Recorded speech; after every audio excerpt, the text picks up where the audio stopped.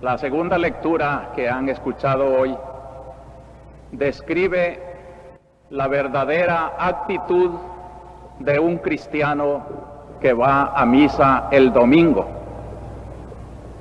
Es una carta escrita para los cristianos que se habían convertido del judaísmo, pero que en horas de persecución y al sentir la nostalgia de su antigua religión judía, corrían grave peligro de apostatar de su fe, y a estos es a quienes se dirige esta carta, cuyos capítulos 3 y 4 serían una lectura bellísima para este tiempo de los cristianos salvadoreños. El autor de la carta se remonta a los orígenes del pueblo hebreo, cuando Moisés los sacaba de Egipto y durante 40 años tuvieron que atravesar el desierto para llegar a la tierra prometida. Ese episodio, el Éxodo, sirvió luego también en el Antiguo Testamento como motivación de esperanza cuando los israelitas fueron deportados a otro destierro, a Babilonia, y los profetas recordaban el prodigio de Dios que los había sacado de Egipto, y que tuvieran confianza que sucedería un nuevo éxodo de Babilonia hacia la Tierra Santa. Y esa misma comparación es la que usa San Pablo en estos dos capítulos, pero ya no refiriéndolo al pueblo judío, sino a los judíos convertidos ya como nosotros al cristianismo. Y les dice, todo aquello no era más que figura. La liberación de Egipto, el caminar por el desierto, el llegar al descanso del Señor, así se llamaba la tierra prometida, el descanso del Señor, es figura de esta liberación que el pueblo cristiano va luchando por obtener del pecado. La larga peregrinación del desierto es nuestra vida, donde hay muchas tentaciones contra la fidelidad, contra la confianza, contra el poder de Dios. ¿Recuerdan cuando junto a las rocas del desierto tenían sed y se amotinaban contra Moisés porque los había sacado del Egipto? Fue una hora dura en la peregrinación y por eso se llamó aquel lugar el lugar de la tentación. Sin embargo, Dios hizo prodigios, hizo brotar agua de la roca, continuó la peregrinación. Nuestro descanso no es la tierra prometida, nuestro descanso es el cielo, el santuario donde este nuevo Moisés, Jesús, ha penetrado con toda la redención, abriendo la puerta a todos los que quieran ser salvos. Pero así como los peregrinos del desierto, no todos llegaron a la tierra del descanso, porque por sus pecados Dios sentenció a muerte a muchos israelitas que salieron de Egipto y no tuvieron la dicha de llegar a la meta de la peregrinación. Pero los que tuvieron fe y los que nacieron en el desierto durante los 40 años y se asociaron a aquel pueblo de fe y de esperanza en la promesa de Dios, llegaron al descanso. Y entonces la carta a los Hebreos nos recuerda un salmo que conmemora este hecho y dice, pues si hoy oís la voz del Señor, no endurezcáis vuestros corazones. Y es aquí donde encaja este pasaje que se ha leído hoy, donde nos dice que la palabra de Dios es penetrante como una espada de doble filo. La palabra de Dios es viva y eficaz, más tajante que espada de doble filo, penetrante hasta el punto donde se dividen alma y espíritu, coyunturas y tuétanos, juzga los deseos e intenciones del corazón. Nada se oculta, todo está patente y descubierto a los ojos de aquel a quien hemos de rendir cuentas. Con esta motivación, San Pablo quiere animar a los cristianos a no desfallecer en la fe, porque la palabra de Dios que nos va alimentando domingo a domingo y siempre que reflexionamos en familia o en comunidad, la Sagrada Escritura es palabra que alimenta, es palabra que juzga, es palabra como espada que penetra la intimidad del corazón, hasta donde se distingue alma y espíritu. Una distinción bastante discutida en la Biblia, pero parece que quiere decir que el hombre no es solo cuerpo y alma, sino que esa alma, parte espiritual del hombre, se abre en una capacidad para recibir un espíritu nuevo, la vida divina de Dios. Pues hasta allá penetra esa palabra precisamente para llenar esa potencialidad del hombre que solo Dios puede llenar. Y así invita pues la carta a los hebreos, a los cristianos, no solo los judíos, sino a nosotros también convertidos en esta fe, a que nuestra misa del domingo sea de verdad un día de alimento en nuestra vida espiritual. Tiene gran actualidad esta exhortación. Domingo, día del Señor, día del descanso. Es como una figura que se asoma a la historia tan trabajosa de los hombres para decirles el gran descanso que nos espera. Cada domingo cuando venimos a misa, sintamos que de veras la peregrinación de nuestro desierto se detiene junto a las fuentes de la palabra y nos alimenta. Procuremos alimentarnos para que la semana que comienza nos encuentre optimistas, animados, que ninguno se vaya a quedar en la peregrinación del desierto, que nadie vaya a apostatar de la confianza en el Señor.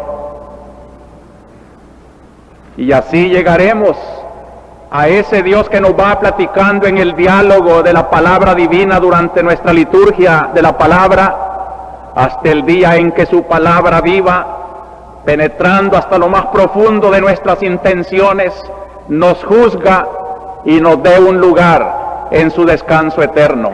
Que no vayamos a ser de los excluidos del descanso, que no vayamos a ser de los que murieron en el desierto y no llegaron a la tierra prometida.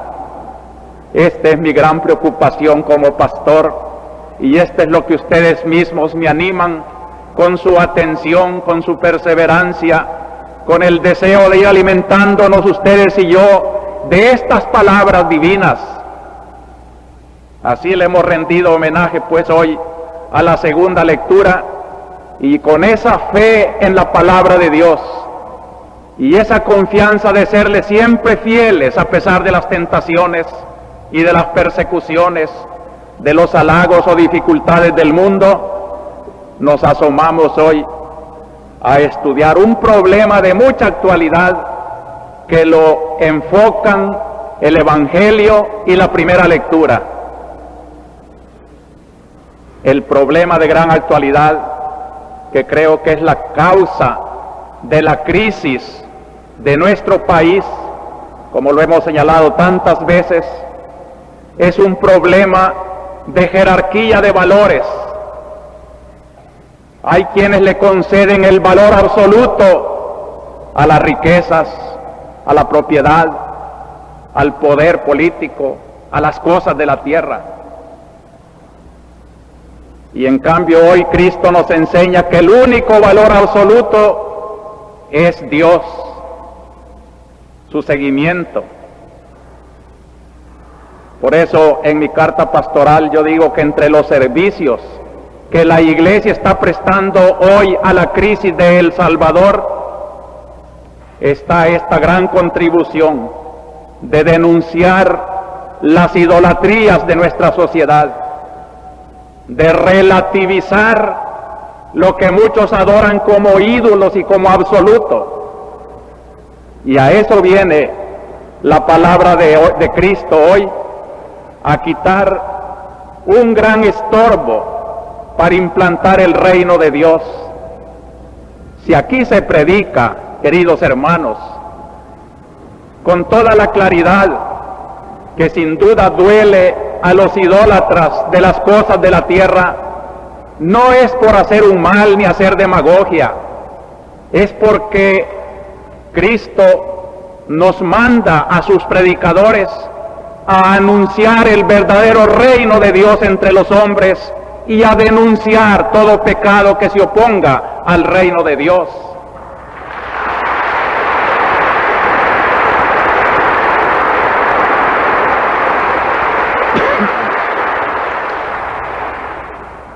A eso nos llama hoy la misa de este domingo, cuando en sus lecturas podemos encontrar como tema de nuestra reflexión esto: las tres condiciones para entrar en el reino de Dios. Primera condición, cumplir los mandamientos. Segunda condición, espíritu de pobreza y desprendimiento. Y tercera y principal, seguimiento de Jesús. Aquí sintetizo pues la palabra divina, y ojalá que yo, el primero, y ustedes conmigo, nos convirtamos de verdad al reino de Dios, y en medio de tantas bagatelas que nos hacen perder la perspectiva de lo divino, no nos perdamos, sino que sepamos poner todo lo que el mundo considera como absoluto, como gran valor, como la cúspide de la jerarquía de los intereses, en su puesto, no como ídolos para adorarlos, sino como sirvientes del hombre para alcanzar el reino de Dios. Primero, cumplir los mandamientos. Es pintoresca la narración del Evangelio de hoy. Imagínense ustedes un joven. San Marcos no dice un joven, pero en el paralelo de San Mateo dice que era un joven que corre y se arrodilla ante Cristo y le hace la pregunta más interesante que un hombre puede hacerle a Dios: Maestro bueno, ¿qué haré para heredar la vida eterna? Jesús contesta: ¿por qué me llamas bueno? No hay nadie bueno más que Dios. Ya sabes los mandamientos: no matarás, no cometerás adulterio, no robarás, no darás falso testimonio, no estafarás, honra a tu padre y a tu madre. Qué bella lección de catequesis le da Cristo al joven ansioso de encontrar el camino de la salvación. Ojalá todos nosotros viniéramos con este espíritu a la misa del domingo. Maestro bueno, ¿qué debemos de hacer para salir de esta crisis del país? Maestro bueno, tú que calmabas tempestades, ¿por qué no se calma esta ola de crímenes y de violencias en la patria? ¿Qué debo de hacer yo para ser feliz en medio de tanta desgracia? ¿Qué es lo que me dará la tranquilidad de mi conciencia, de mi familia, de mi sociedad? Y no encontraríamos otra respuesta por primera línea que esta de Cristo: nadie es bueno más que Dios. Qué confesión más bella de la bondad. Dios es la fuente de la bondad, y si hay algo bueno en la tierra es porque refleja a Dios. Si mi madre fue buena, es porque Dios le dio esa capacidad de bondad. Si mi amigo es bueno, si hay en la tierra gente buena, y la hay de verdad, ya Cristo orienta, toda es bondad derivada de la única fuente. Solo Dios es el bueno por excelencia. Todos los demás son buenos por participación. pero pueden también dejar de participar esa bondad, porque nadie la tiene como esencia de su ser, y la bondad se convierte en maldad. Y llega a decir un dicho: corruptio optimi pésima. La corrupción de lo mejor es lo peor. Cuando un hombre que ha sido bueno pierde la esencia de la bondad, se hace más cruel. Dicen que Nerón al principio no tenía valor de matar un animalito, era demasiado bueno, y después no se estremecía de ver quemar a los cristianos en antorchas humanas. Es peligroso perder la bondad cuando no se tiene en cuenta que solo de Dios deriva la bondad del corazón. El hombre que se olvida de Dios comienza a oscurecerse en la bondad. Solo Dios es bueno, no te olvides. Si quieres ser bueno, lo primero es esto: cree en Dios. Y cree en Dios no en una forma teórica. Ese Dios que te ha creado y te da inteligencia, vida, corazón, familia, tiene una ley: guarda sus mandamientos. Este es el camino de la vida eterna. Guarda los mandamientos. Y comienza a enumerarle los mandamientos, que sería bueno en esta mañana en que estamos conociendo los caminos de la bondad y del bien, recordar lo que en nuestra carta pastoral, con la ayuda de todos ustedes que me dieron sus sugerencias cuando la encuesta, sacar esta tremenda conclusión: nuestro deterioro moral es evidente.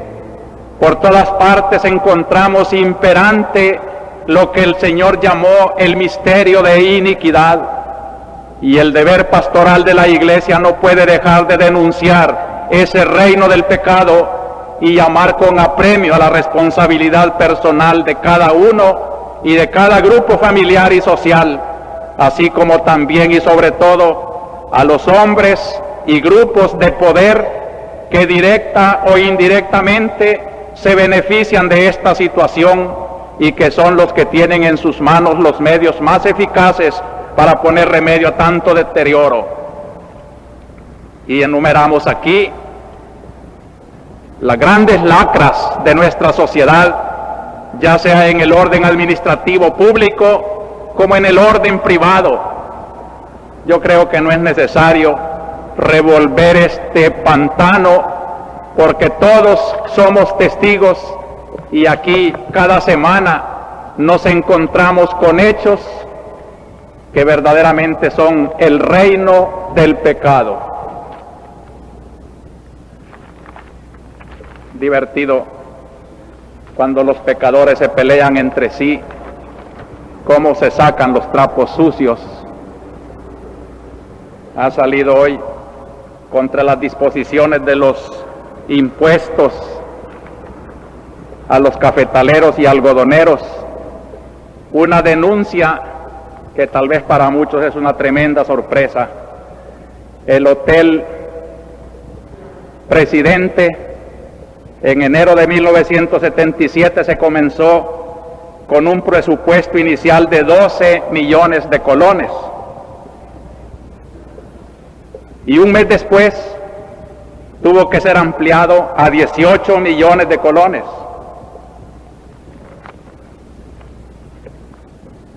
Y cuando se inauguraba eran 30 millones de colones. Cuando hubo que hacerle un agregado, se aumentaron 9 millones más de colones. Y así resultó un hotel de 39 millones de colones. La empresa privada que echa en cara este despilfarro dice que otro hotel pudo arreglarse con una diferencia de 26 millones de colones. ¿No les parece, hermanos, un ultraje a la pobreza de nuestra patria, esta danza de millones?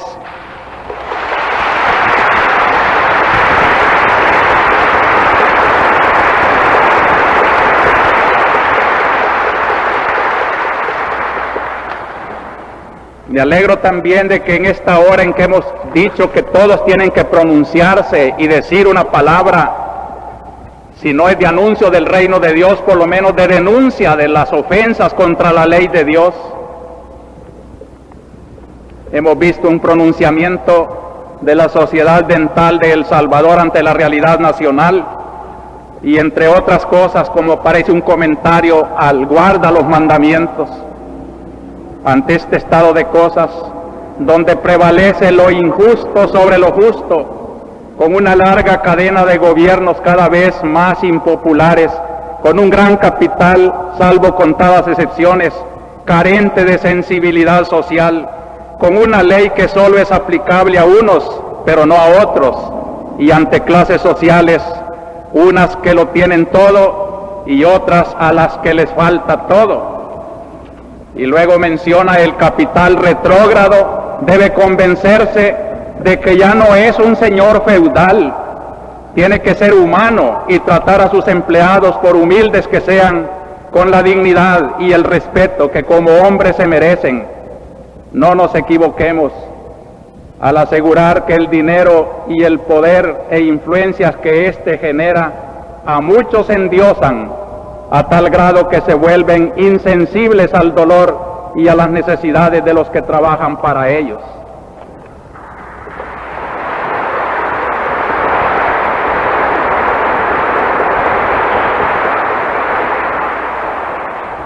Citaré después otras proclamaciones que me parecen sumamente válidas para decir cómo Cristo tiene razón. Un retorno a los mandamientos, donde no se robe, donde no se adultere, donde no se endiosen las criaturas o los hombres, donde todos reconozcamos solo Dios es bueno y solo el que cumple su ley también se hace bueno. Y todo aquel que mata, que tortura, que traiciona la ley de Dios es malo. Y si quiere salvarse y entrar al reino, tiene que arrepentirse y convertido, ser obediente a la ley de Dios. Este es el primer camino, los mandamientos de la ley de Dios. Qué bueno sería aquí, más que predicar, ponernos todos a reflexionar en silencio en qué materia desobedezco a la ley de Dios y cuántas causas de maldad quitaríamos de nuestra sociedad si todos los que estamos aquí nos convirtiéramos de nuestras desobediencias a la ley de Dios y saliéramos a hacer ya de aquí en adelante la verdad, la justicia, el amor, todo aquello que nos pide la ley de Dios. Es indispensable, queridos hermanos, y la ley de Dios no es una cosa de supererogación, está en la misma esencia del hombre, a tal punto que no es Dios a quien le interesa que obedezcamos su ley, somos nosotros mismos los que desobedeciendo la ley de Dios nos destruimos. Una sociedad donde en vez de imperar la ley de Dios, el decálogo, los mandamientos, imperan las envidias, los egoísmos, los atropellos, da por resultado lo que estamos viviendo, que no nos quepa duda. El Salvador se ha alejado de Dios y solamente oyendo la respuesta de Cristo al joven podrá encontrar el camino de su salvación. Cumple la ley del Señor.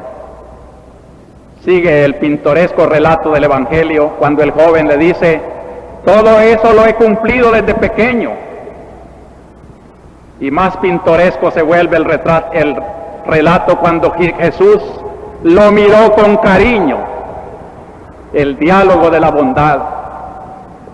Ojalá si el Señor me mirara hoy, me mirara con cariño, no me mirara con el reproche con que debió de mirar a los hipócritas, a los fariseos, a los adúlteros, a los pecadores, porque una mirada de Cristo severa, como la que dirigía a sus enemigos, debió ser terrible como un latigazo, pero una mirada de amor de Cristo para un joven que ha cumplido la ley de Dios es una caricia. No hay caricia semejante que mirar el rostro de Cristo sonriéndome, satisfecho, de que estoy haciendo lo que debo de hacer. Y sin embargo, Cristo le dice una palabra más: una cosa te falta. Y aquí hay un reto de Cristo a la bondad natural de los hombres. No basta ser bueno, no basta dejar de hacer el mal. Mi cristianismo es algo muy positivo, no es negación. Hay muchos que dicen: si yo no mato, yo no robo, yo no le hago mal a nadie. No basta, te falta mucho todavía. Esta bondad del joven estaba muy manca, porque el hecho es que cuando Cristo le dice qué es lo que le falta: anda, vende todo lo que tienes, reparte el dinero a los pobres, tendrás un tesoro en el cielo, y después ven y sígueme. Entonces dice tristemente el Evangelio que aquel joven frunció el ceño y se marchó pesaroso porque era muy rico. No es que Cristo tenga ojeriza a los ricos, ni la iglesia ni la predicación de la iglesia sea una hazaña contra los ricos, de ninguna manera. Si nos acaba de decir que lo miró con amor y porque lo quería, le enseña el verdadero camino. Y la iglesia si predica también y dice su palabra dura que ahora va a decir Cristo, no es por mala voluntad, sino para señalar el camino que da felicidad.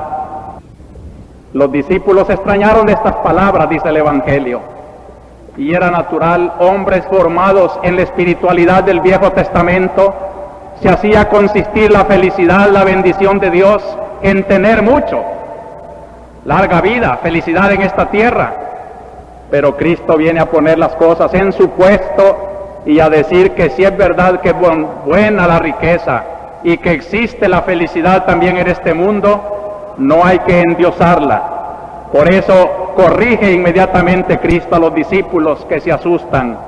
Jesús añadió: hijos, qué difícil es entrar en el reino de Dios a los que ponen su confianza en el dinero. Esto es lo malo. Tener dinero no es malo, pero poner su confianza en el dinero es convertir el dinero en Dios. Solo en Dios hay que tener confianza. El dinero se pierde, no afianza a nadie. La experiencia de la vida nos da que el que pone su confianza en las cosas terrenales nunca es feliz. Qué difícil entrar en el reino de Dios a los que ponen su confianza en el dinero. Y usa la tremenda comparación: más fácil le es a un camello pasar por el ojo de una aguja que a un rico entrar en el reino de Dios.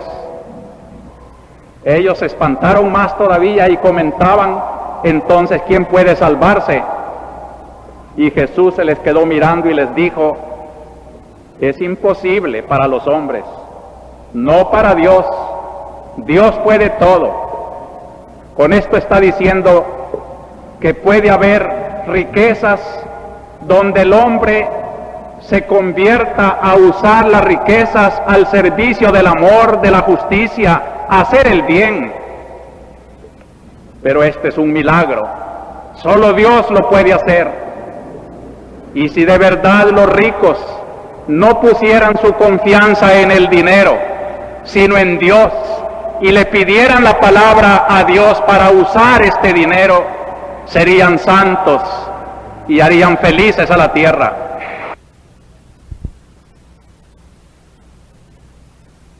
Pues un pintoresco diálogo con Pedro, el cual no era rico, un pobre pescador de las orillas del lago, pero siente la libertad del que lo ha dejado todo, porque no es cuestión de tener mucho, tener poco.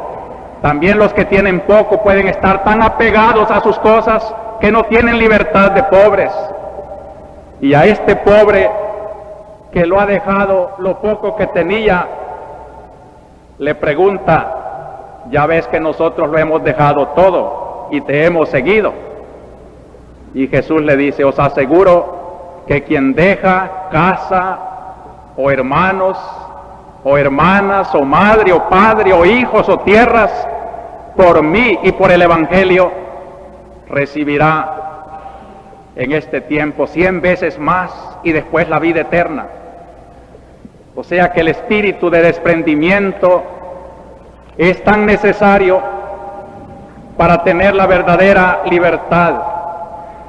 Yo recuerdo, y ayer lo leía con mucho gusto, la primera encíclica del Papa Pablo VI, cuando hablando de la renovación del mundo señala 2 virtudes urgentes. Primero, espíritu de pobreza, y después la caridad, el amor. Son las 2 grandes fallas de nuestro tiempo. Y cuando habla del espíritu de pobreza, dice: ¿por qué lo menciono? Porque está tan proclamado en el Santo Evangelio, está tan entrañado en el designio de nuestro destino al reino de Dios, se ve tan en peligro por la valoración de los bienes en la mentalidad moderna, que es tan necesario para hacernos comprender tantas debilidades y ruinas nuestras en el tiempo, y para hacernos también comprender cuál deba ser nuestro tenor de vida y cuál el método mejor para anunciar a las almas la religión de Cristo.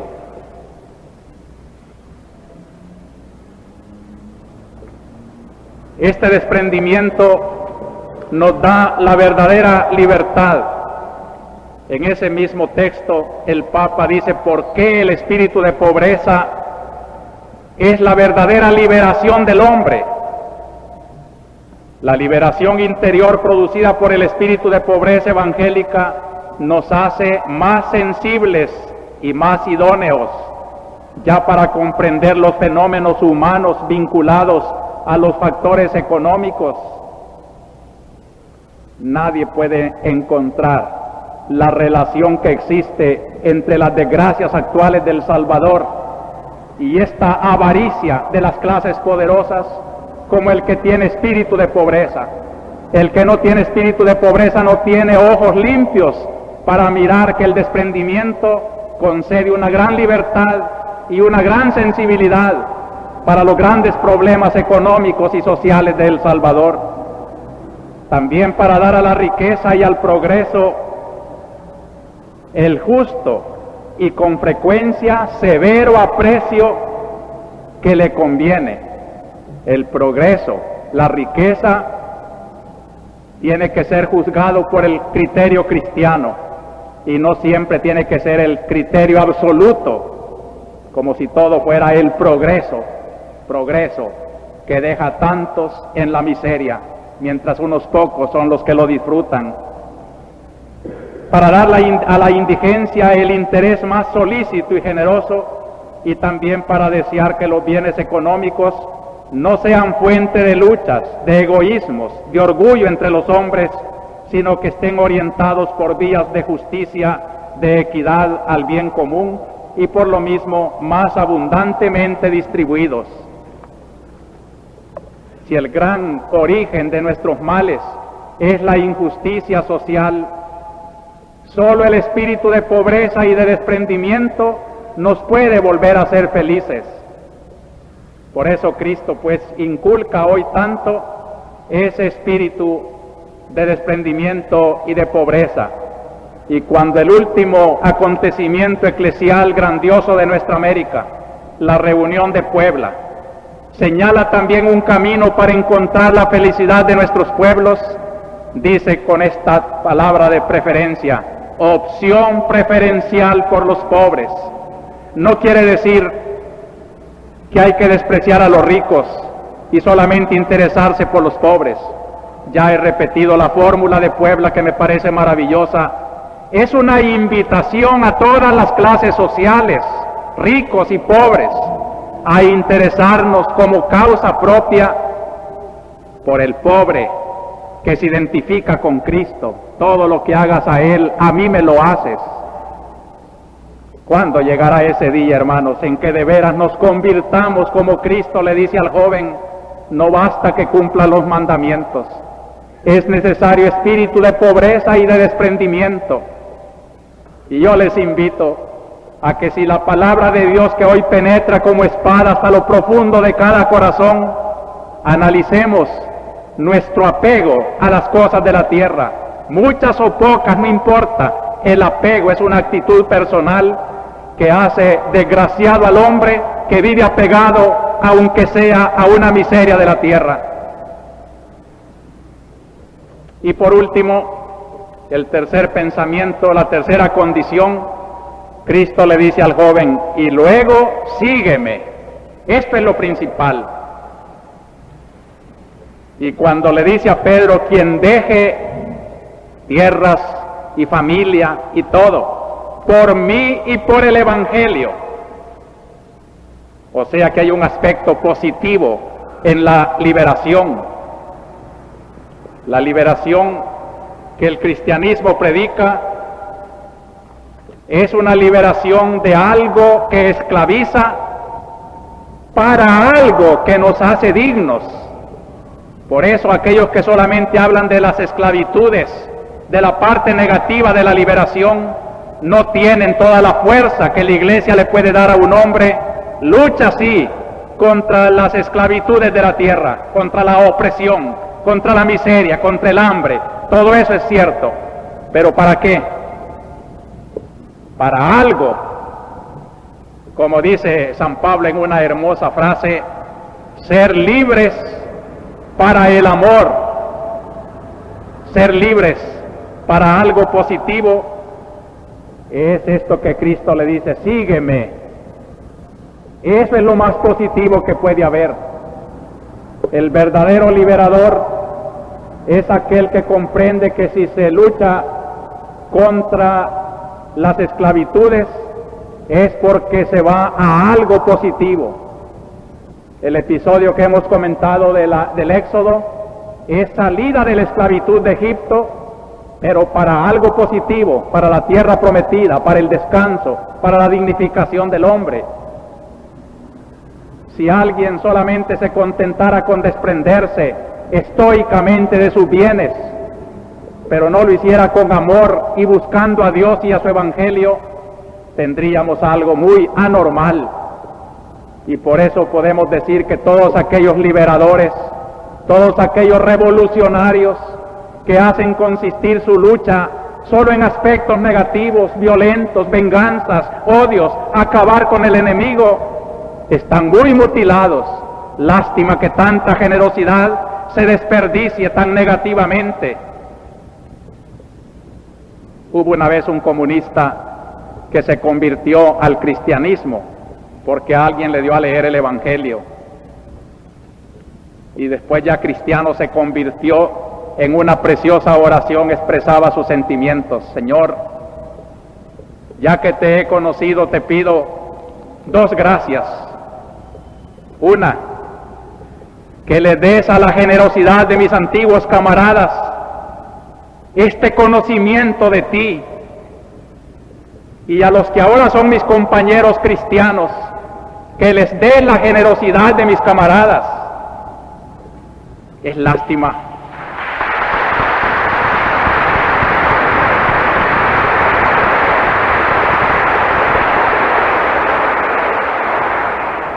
Es lástima que los cristianos, teniendo valores tan positivos, afirmaciones tan rotundas contra las esclavitudes, contra el mal de la tierra, seamos indolentes. No usemos el tesoro de este positivo valor de seguir a Cristo. Y es lástima que nuestros ateos, los revolucionarios sin Dios, sean más capaces de sacrificarse por sus causas que nosotros por la gran causa positiva de Cristo. Yo hago un llamamiento pues para que si de veras somos cristianos y venimos a ratificar nuestra fe en la misa del domingo, sea esa palabra de Dios como espada penetrante y que no nos deje tranquilos hasta en la división del espíritu y del alma, en las coyunturas más íntimas del ser, que nos problematice, que nos cuestione, que no nos deje tranquilos dormir mientras no hagamos algo por el reino de Cristo y su evangelio.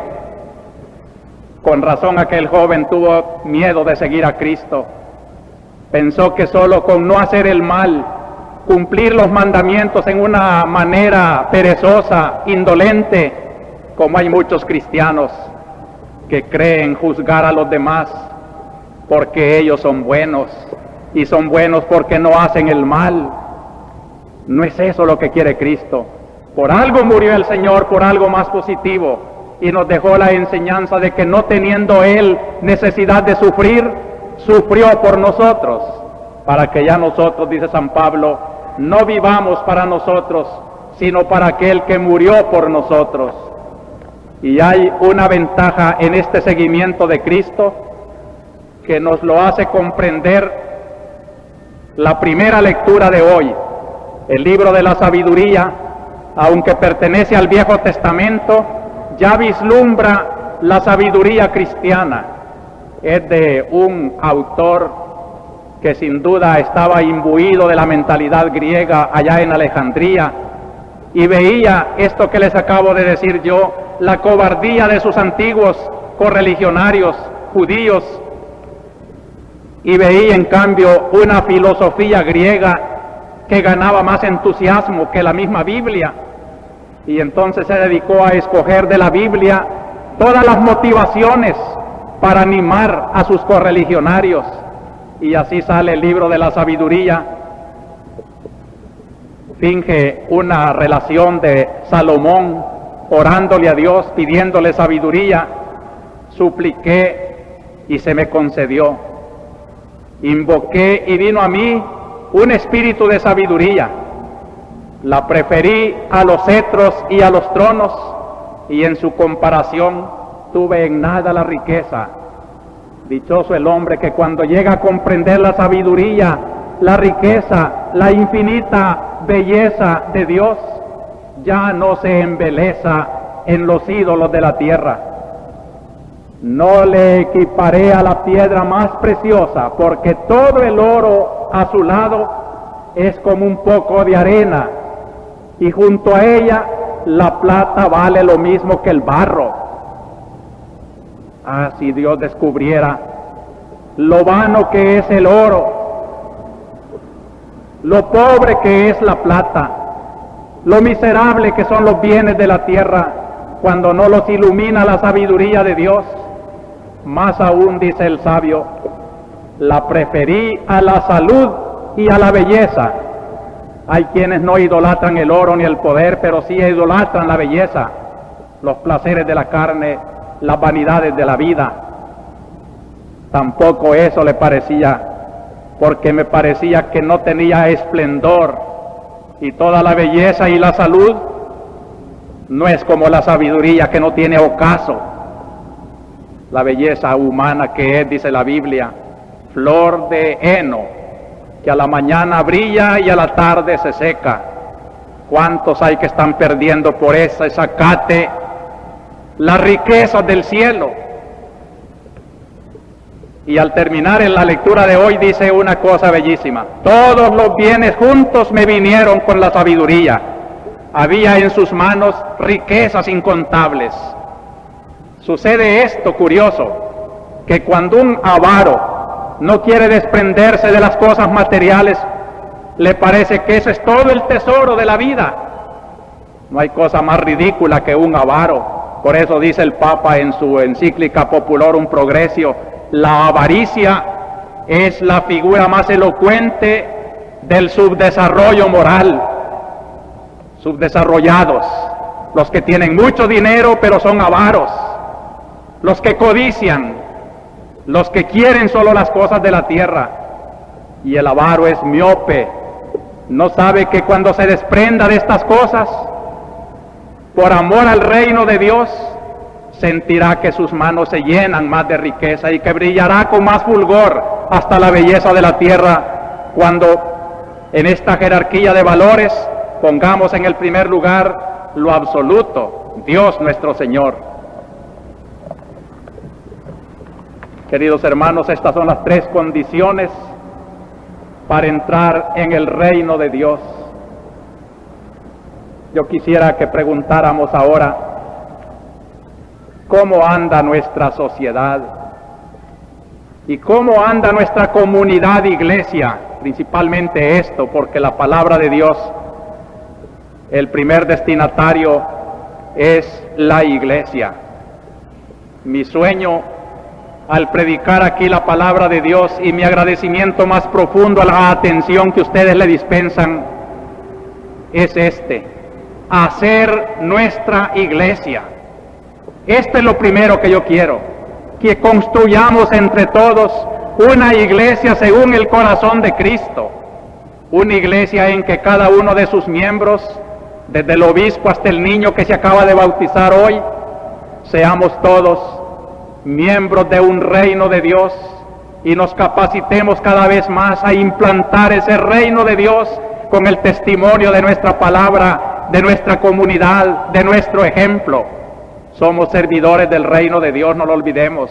Y Cristo nos ha dicho aquí cómo podemos sembrar el reino de Dios, viviendo en nosotros mismos estas tres condiciones: guardar los mandamientos, espíritu de pobreza y desprendimiento, y sobre todo el seguimiento a Jesús, la sabiduría eterna de Dios, que se hizo carne y vivió entre nosotros.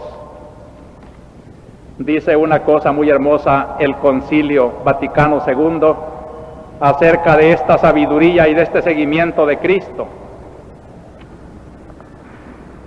Tiene razón el hombre, participante de la luz de la inteligencia divina, cuando afirma que por virtud de su inteligencia es superior al universo material. Nuestra época, más que ninguna otra, tiene necesidad de la sabiduría divina para humanizar todos los nuevos descubrimientos de la humanidad. El destino futuro del mundo corre peligro si no se forman hombres más instruidos en esta sabiduría.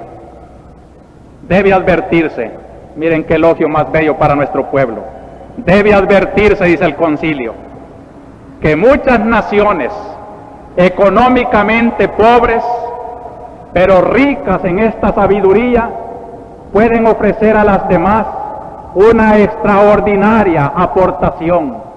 Esta es nuestra riqueza. Y lo digo con orgullo de que nuestra gente, humildes o de la ciudad o del campo, nos dan esta preciosa aportación de la sabiduría. Hablen ustedes con un campesino, con una viejecita del pueblo, con un joven o una joven de esos que, como el Evangelio de hoy, corren a encontrar a Cristo.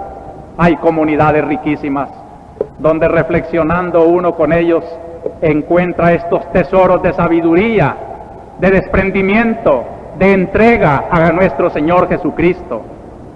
Pues si esta es la verdadera grandeza y riqueza de nuestro pueblo, pobre en lo económico, pero esta es la verdadera riqueza que nosotros podemos aportar al mundo actual. Hagámonos verdaderamente cristianos de sabiduría divina, buscando con amor la verdad, la bondad de Dios, dándole a nuestra vida un sentido no de conformismo. El cristiano sabe luchar y no está contento con la injusticia en que vivimos, pero sí sabe darle también a su sufrimiento el valor de la liberación y no de la avaricia, que es señal de poco espíritu. A la luz de esto, yo quisiera recordar nuestros hechos de la semana. En el orden de nuestra iglesia, yo quiero recordar aquí el comentario que el mismo Papa hizo de su viaje a Estados Unidos y decirles con qué alegría coincide con lo que hemos estado reflexionando y lo que practicamos en nuestra diócesis. Dijo el Papa: ha sido un viaje de fe llevado a cabo solo para anunciar el Evangelio, para consolar a los afligidos. Ha sido también un viaje de paz, amor y fraternidad que me llevó a las Naciones Unidas. En todos los encuentros que tuve con las multitudes, fui intérprete de su anhelo de justicia y paz en nombre de los pobres, los que sufren, los oprimidos, los humildes y los niños.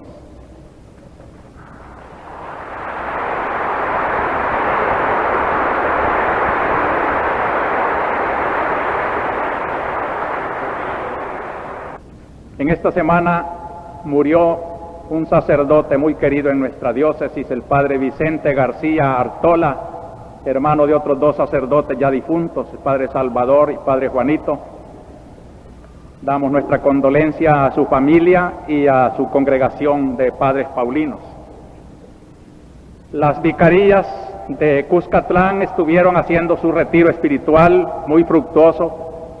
También la Vicaría de Mexicanos, una reunión de agentes de pastoral que está organizándose con mucho fruto en esa zona de nuestra capital. En la Vicaría de Quesaltepeque, en la parroquia de Nejapa, tuvimos una ceremonia de confirmación de jóvenes muy bien preparados. Yo los felicito. Así como esta tarde a las 6, en la iglesia de María Auxiliadora, se confirmarán los jóvenes de esa vicaría que abarca las parroquias de La Rábida, San Francisco, Miramonte, Concepción y María Auxiliadora. En Plan del Pino, las hermanas carmelitas misioneras han estado celebrando este mes de octubre como un mes en honor de la Virgen Patrona. Este día han tenido la bondad de dedicarlo a mis intenciones. Yo les agradezco profundamente y lamento que por otros compromisos no pueda estar con ustedes. También felicito a la comunidad de la parroquia de La Palma por organizar un precioso programa de comunidad orante, en la que todas las horas del día y de la noche se están llenando de oración por parte de los feligreses. Bello ejemplo para que también hagamos lo posible de que toda la diócesis sea una comunidad en oración. Un espectáculo bello nos ofrecieron 30 religiosas graduándose de bachiller pedagógico en el Colegio del Espíritu Santo. Allí había franciscanas, mercedarias de la Eucaristía, pasionistas, carmelitas de San José, carmelitas de Santa Teresa, del Buen Pastor y josefinas. Yo les dije que era la figura de la Iglesia trabajando por la cultura del pueblo y que procuraran llenar esa síntesis de esperanza entre fe y cultura y entre fe y vida que tanto necesita nuestro pueblo. Saludamos a la superiora general de las hermanas guadalupanas que está de visita en El Salvador. Un agradecimiento muy profundo a todos los que han hecho llegar su colaboración para el apoyo de YSAX. Hasta el 12 de octubre teníamos ya 2.100 colones. Se está haciendo un estudio para poner en práctica lo que dijimos, de a ver si los católicos sostenemos, sin necesidad de acudir a lo comercial, una radio netamente cultural cristiana, y las respuestas han sido muy buenas.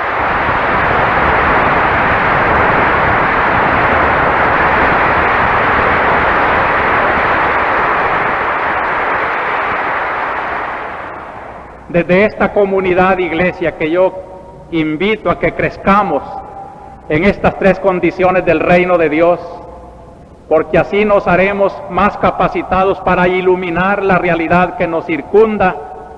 Miremos esa realidad y de verdad con tristeza nos vamos a confirmar que está imperando en nuestro ambiente el misterio de iniquidad, pero que un cristianismo verdaderamente avasallador por su ejemplo será capaz de transformar este reino del pecado en nuestra patria en un reino de Dios. Ojalá sea pronto. ¿Qué les dice a ustedes a la luz de las lecturas de hoy? Ese impasse en que se encuentran los cafetaleros rechazando los impuestos del gobierno, lo mismo que los algodoneros. Los intereses que deben de prevalecer deben de beneficiar a la mayoría. El bien común debe estar por encima de todo bien particular. Y si es cierto que una autoridad ha abusado de los impuestos, haciendo esos gastos inútiles de millones, también debe ser cierto que las clases productoras y que disfrutan de los bienes en mayor cantidad que Dios ha dado para todos, sean también generosos. Corrijamos el pecado en una y en otra parte, pero no estemos en ese impasse que está haciendo mal a la mayoría que debe disfrutar los cafetales y los algodonales que el Señor nos da para todos los salvadoreños. También, en nombre de la justicia de Dios y de los derechos humanos, no participamos por completo de las declaraciones que se hicieron en nombre de nuestra patria en las Naciones Unidas, en la OEA también, donde se trata de justificar la represión de El Salvador por la existencia de movimientos subversivos. Desgraciadamente, se ha constatado por la visita de la Comisión de los Derechos Humanos que existe entre nosotros verdadera violación de los derechos y que es necesario, pues, corregir, aceptar el pecado y poner los medios para la enmienda. Durante 1978 hubo por lo menos 1,063 capturados. De enero a agosto de este año ya son 444. El año pasado, un promedio de 80 presos políticos detenidos en las cárceles. Ahora son unos 15. El gobierno ha vaciado las cárceles de presos políticos, pero lamentablemente se han llenado los cementerios de muertos.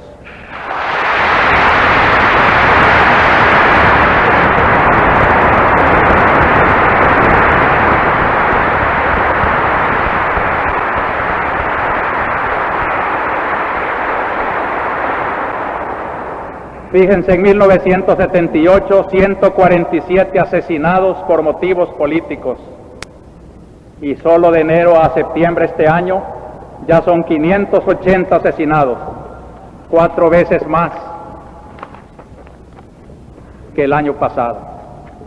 Los desaparecidos también han aumentado en forma alarmante. 1977, 39 desaparecidos por motivos políticos.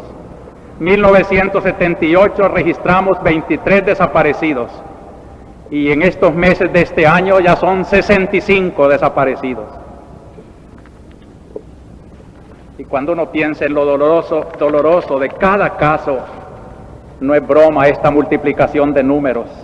Qué triste recibir una carta como esta. Soy la madre de Yolanda Mengíbar, desaparecida el 15 de agosto por un retén militar en el desvío Amayo de Chalatenango. Desde ese día no sé nada de ella. Tiene 25 años y ha dejado 3 niños de 5 años de edad el mayor. Tengo miedo de que no aparezca y que esté muerta. Me resisto a creer que le hayan quitado la vida. Frase muy inspirada. Estamos en el Año Internacional del Niño. Si mi hija no aparece, ¿cuál será el recuerdo y mensaje que estos 3 pequeños guardarán de este año del niño?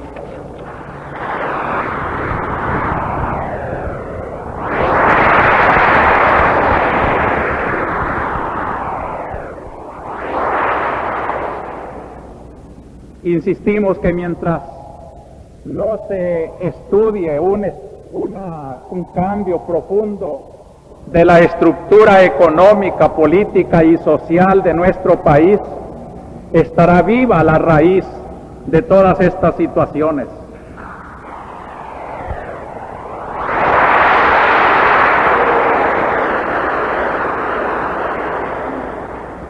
Lastimosamente también En el orden político ha habido una defensa de orden, invocando para los miembros de orden el respeto a los derechos humanos, y se han olvidado que la OEA llegó a la conclusión, palabras textuales de la OEA, que los cuerpos de seguridad y organización paramilitar oficial denominada orden han cometido torturas y maltratos físicos y psíquicos en muchos casos, por lo que recomendó disolverla, porque la manera como ha actuado y actúa va contra los derechos humanos.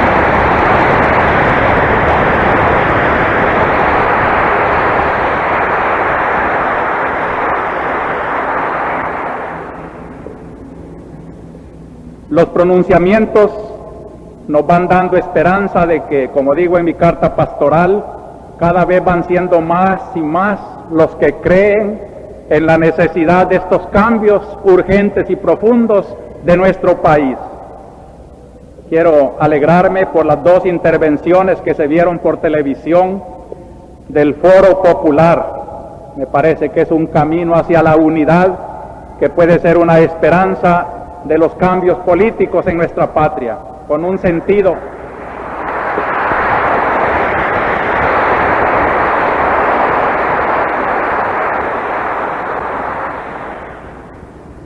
Los partidos políticos también se han pronunciado sobre la situación. Uno de ellos, UDN, reconoce que la crisis política consiste en un enfrentamiento entre pueblo y gobierno, lo que hemos dicho muchas veces.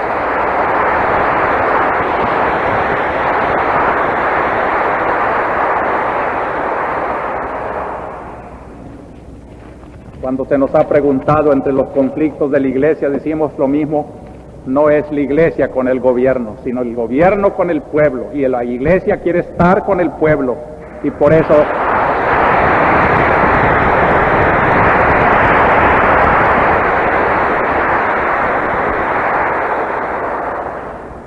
también valiente la declaración de la Comisión Política del MNR, cuando habla de las dos tácticas que caracterizan la represión: votos y balas.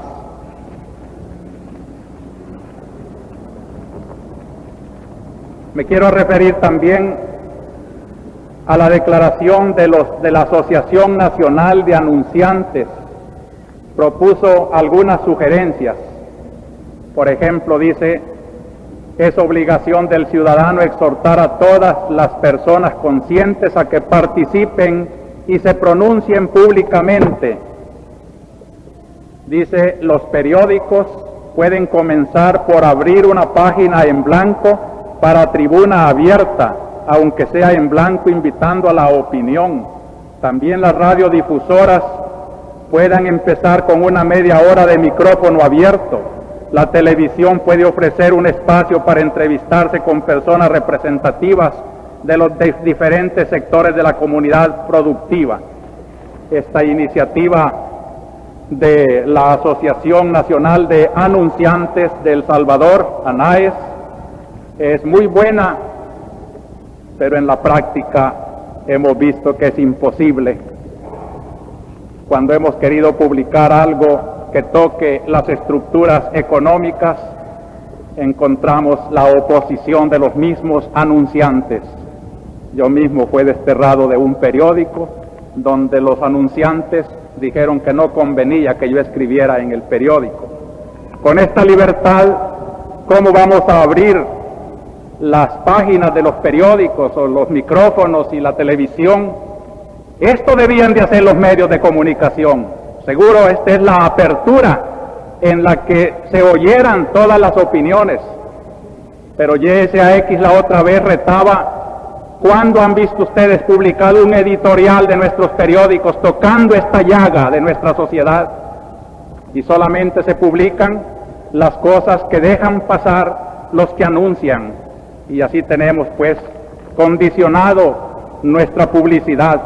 Ojalá que esta iniciativa de ANAES encontrara eco, comenzando por los mismos anunciantes. Se han publicado ya los nuevos salarios de los trabajadores. Por día se darán a los cortadores de café 11 colones, a los de algodón 7 y a los de caña de azúcar 6.50. Se declara pues que 11 colones es un salario mínimo. ¿Por qué entonces a los otros solo 7 y 6.50? Con esto se está dejando un déficit en la vida económica de tantos trabajadores.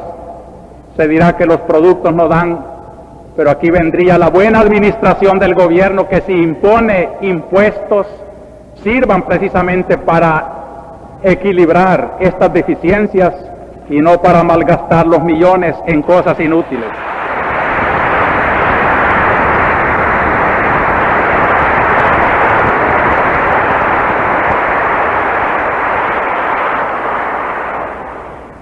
También para conocimiento de los campesinos, les digo cómo está la ley para la alimentación, de dos maneras. Primero, entregándole al trabajador 1,5 libras de maíz ya preparado, 4 onzas de frijol distribuidos en 3 raciones diarias. O si no, dando al final de la semana o quincena la cantidad sumada de tales productos en crudo, más 50 centavos diarios que serán cancelados en cada pago.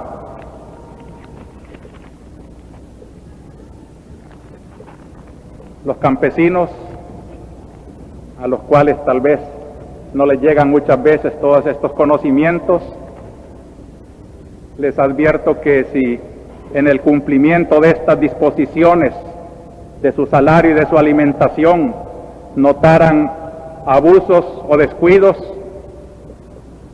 está el Departamento de Inspección Agrícola en el 3er piso del Ministerio de Trabajo, donde pueden poner sus quejas. Y si allí no se les atiende, recuerden que nuestro socorro jurídico está al lado de los campesinos para ayudarles también en los reclamos.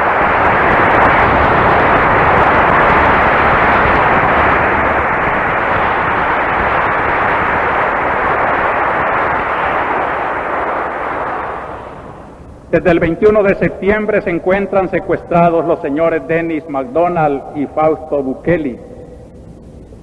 Se atribuyó el secuestro al Partido Revolucionario de los Trabajadores Centroamericanos y se espera que pronto los liberen, pues ya se están cumpliendo las condiciones que han impuesto. Supieron también que se quiso secuestrar al señor Pedro Menéndez y en este secuestro frustrado perecieron un guardia y hubo otro herido. De mi parte, siempre expreso mis sentimientos con las familias que sufren y un llamamiento también a quienes atropellan la libertad de los hombres para que la respeten. Y si en algo puede servir mi intervención, pues también ofrecerme a sus órdenes. Ha habido problemas en la universidad. Se la llamó santuario del terrorismo y la subversión. Pero ha habido 2 pronunciamientos que han respondido a esa acusación y queremos hacernos solidarios con varios conceptos de esta misma universidad, sobre todo cuando pensamos que la universidad tiene que ser el eco de la situación del país y tiene que buscar también, con su categoría intelectual que la debe distinguir, soluciones racionales dignas de una cultura y de un pueblo. En el pronunciamiento se lee esto: se fundamenta la intranquilidad del país. Decirlo implica que el problema principal por el que atraviesa el país es la existencia de tal violencia y que eliminándola se elimina la tensión social que vive El Salvador. De ser esto cierto, sería la intervención a la universidad la solución del problema. Ante esto es preciso reafirmar que el origen se encuentra en la grave crisis socioeconómica que aqueja a nuestro pueblo en el estrangulamiento de la participación en el poder político, en la violación permanente de los derechos humanos fundamentales, tal como ha sido establecido por la Comisión Interamericana de Derechos Humanos de la OEA. Debe recordarse que la Universidad de El Salvador es autónoma en lo docente y administrativo de acuerdo con la Constitución política vigente. No se puede justificar una intervención esgrimiendo el argumento de seguridad nacional, ya que esto implica la violación de dicha Constitución, etc. Por tanto, señalamos pues, como lo ha hecho la Iglesia, que la raíz de las violencias no hay que buscarla en causas segundas, ciertamente las habrá, pero que en la raíz principal está la estructura de injusticia en que vive nuestro país. Continúan apareciendo cadáveres en distintos sitios del país. Les encarezco que lean en orientación la forma cruel con que aparecieron varios cadáveres con señales de torturas muy crueles.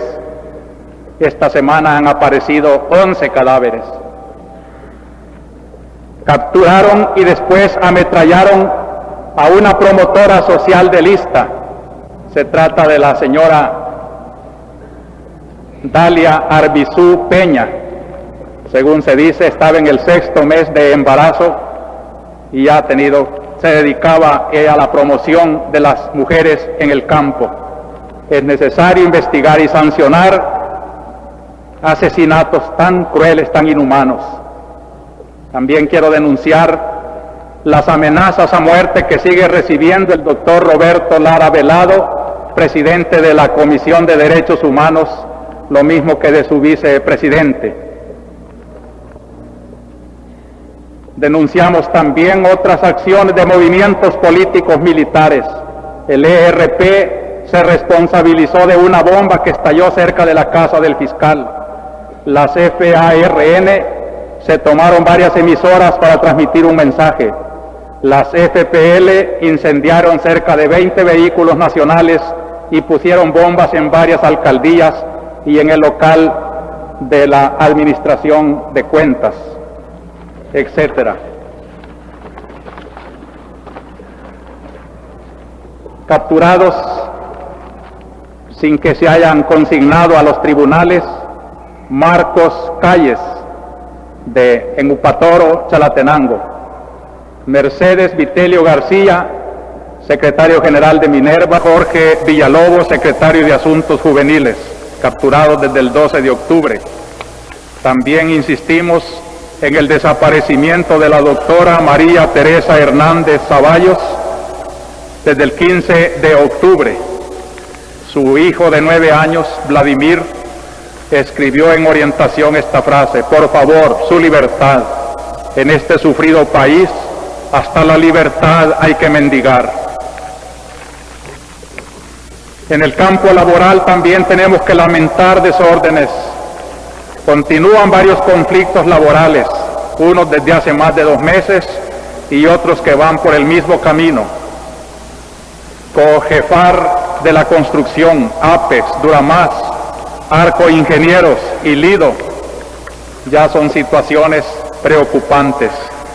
En varias fábricas hay retenidos, rehenes, gente que no es la que va a solucionar el problema, y hay varios casos en que la parte patronal no se solidariza con estos rehenes. Yo les invitaría a todos, a los que promueven la huelga, así como a la parte patronal, a salir pronto de estos impases tan dolorosos. Han llegado al arzobispado muchas familias, sobre todo de los rehenes, y se quejan de la situación de sus pobres parientes, algunos con enfermedad del corazón, otros con otras situaciones psicológicas o físicas. También aquí los que tienen cautivos a rehenes, acuérdense que por encima de todo está el hombre, lo humano. antes que cualquier otro interés, y a los patronos que hagan lo posible de intervenir con el Ministerio de Trabajo y asistan a las muchas citas que se han hecho y que se miran con tanta indiferencia, olvidándose que hay tanta gente en el sufrimiento. Podíamos continuar, hermanos, y esto es interminable, pero lo que hemos dicho ya es un marco suficientemente denso para escuchar esa palabra de Dios que debe penetrar el alma de nuestro pueblo. Seamos nosotros los que vamos a llevar esta iluminación de nuestra fe. Vivamos intensamente el llamamiento que Cristo nos ha hecho hoy a través de aquel joven que pregunta la gran pregunta que debe ser de todos nosotros: ¿será esto reino de Dios o es reino de pecado? ¿Qué tenemos que hacer para salir de esta situación? Y Cristo nos dice con toda nitidez un camino que ya podemos comenzar a recorrer entre todos y cada uno en su conciencia y en su familia. Guarda los mandamientos, vive el espíritu de pobreza y de desprendimiento, y sobre todo, ven y sígueme. Sigamos a Cristo, creamos en Él y estemos seguros que no le falta a Dios, a Jesucristo, la potencia suficiente para salvar a nuestro pueblo, si nosotros, en vez de darle la espalda como se la dio a aquel joven que no tuvo el valor de seguirlo, le decimos como Pedro: lo hemos dejado todo, Señor, ¿qué podemos hacer por este pueblo? Y seguramente el Señor nos inspirará lo que conviene hacer. Todas las categorías de El Salvador pueden hacer mucho. Cuando Puebla hace un llamamiento a los técnicos para que pongan en medio de sus adelantos científicos, sobre todo la sabiduría, la fe, hace un llamamiento también a los hombres de gobierno, a los del mundo intelectual y universitario, a los científicos, técnicos y forjadores de la sociedad tecnológica, a los empresarios de los medios de comunicación social, a los artistas, a los juristas, a los obreros, a los campesinos, a la sociedad económica, a los economistas, a los militares. Quiero leer esto porque Medellín ya recordó que los militares tienen la misión de garantizar las libertades políticas de los ciudadanos en lugar de ponerles obstáculo. Que tengan conciencia de su misión, garantizar la paz y la seguridad de todos, que jamás abusen de la fuerza, que sean más bien los defensores de la fuerza del derecho, que propicien también una convivencia libre, participativa y pluralista. A los funcionarios, a todos, en fin.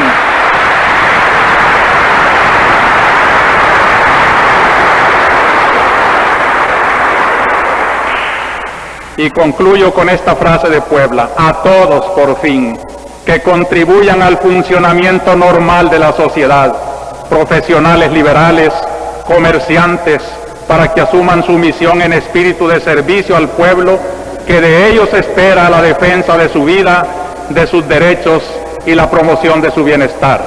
Así sea.